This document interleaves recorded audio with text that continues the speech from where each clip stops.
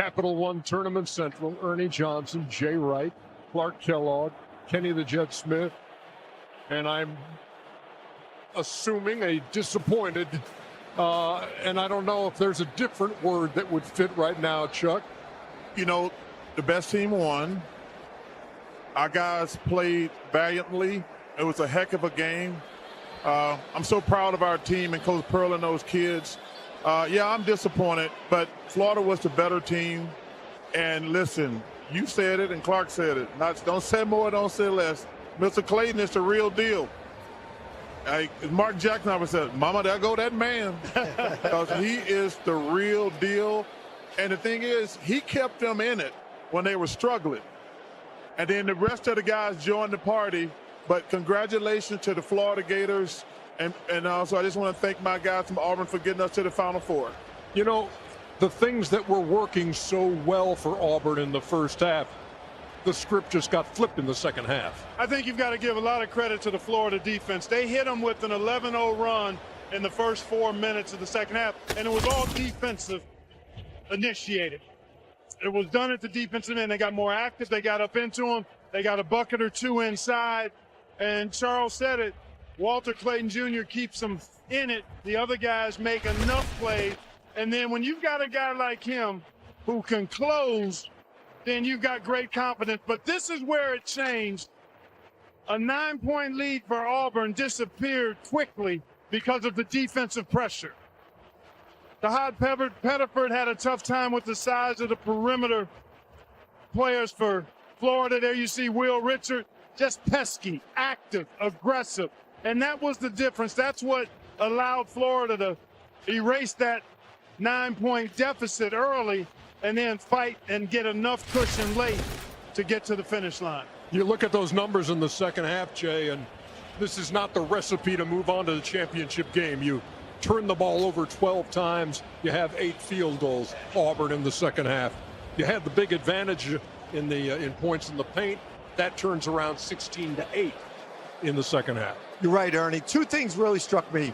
A great basketball game, man. Charles, you're right. You got to give Auburn a lot of credit. They battled. Things didn't go their way. They never gave in. But the big guys, Alex Conlon, Henlocken, Shenyulu, Howe, the 4 of them wore down Janai Broome. Janai Broome had 12 at the half. He only had 3 in the second half. It finally got to him at the end. Even the free throws he missed at the end in a close game, I think he was worn down and tired. The second thing that hit me, 1:33 left in the game. That was a 3-point game. Every player on Florida's team had an open shot to take. You and I talked about it, Ernie. Every guy had an open shot. They passed it up, got it back to Walter Clayton Jr. He got an and one at the end of the clock. It made it a 6-point game. That was the ball game to me. They were smart enough to go to their go-to guy, their closer. Well, first of all, congratulations to University of Auburn. Chuck, you guys were valiant. Great effort. Great team. You know, I did think, again, as Coach said, the difference was not only did Broome get worn down in terms of the second half, it was a 5-dribble possession every time he scored in the first. So it was back you down, back you down, back you. So that wears on you. And then the second part of that is, since the double team is not coming, that means there's no outward pass that gets you an easy bucket.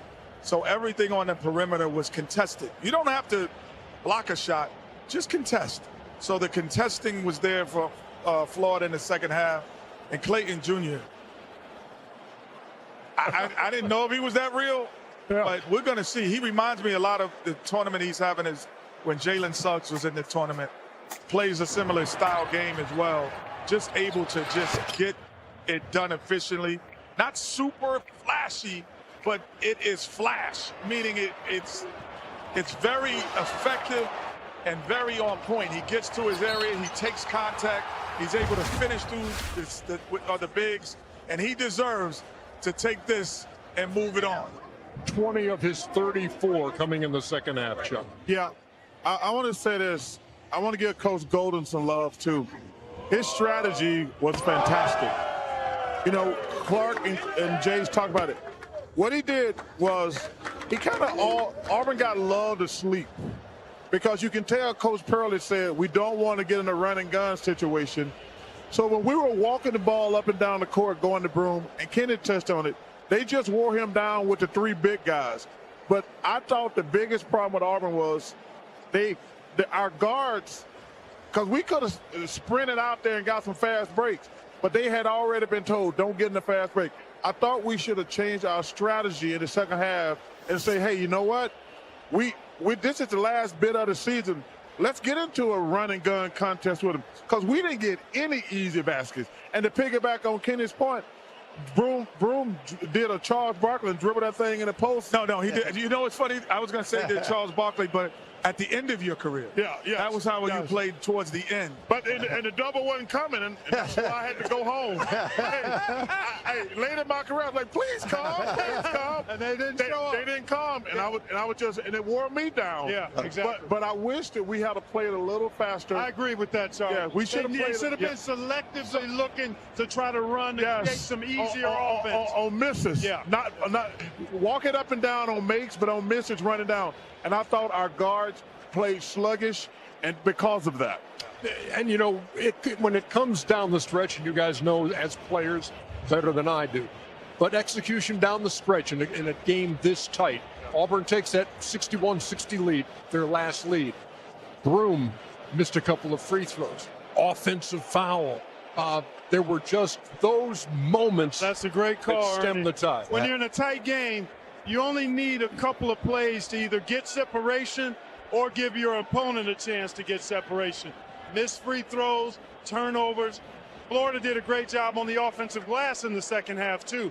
They really dominated that part of the game. The defensive activity, but the confidence you have when you have a guy like Walter Clayton Jr., not only does he take shots efficiently, but he doesn't miss his chances.